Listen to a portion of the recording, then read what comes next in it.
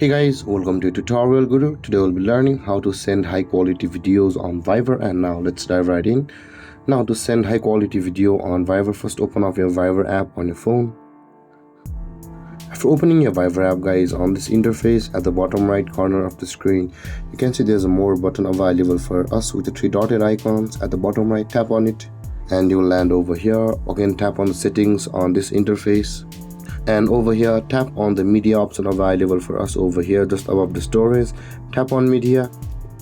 And now in order to proceed to send high quality videos on Fiverr, first you will be required to optimize two settings over here.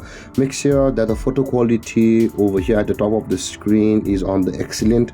If it's on good or compressed, it will send low quality photos and videos, so make sure your quality is on excellent. And with that being done guys, at the bottom of the screen you can see where it says restrict data usage. Viber will optimize for minimal data usage on mobile networks. Make sure that the restrict data usage is turned off on your device as well. And with that being done guys, the next time you send a video on Fiverr, you will start to send high quality videos. And there guys, this is how to send high quality video on Fiverr. And if you have any confusions or questions regarding the topic, feel free to comment in the comment section below.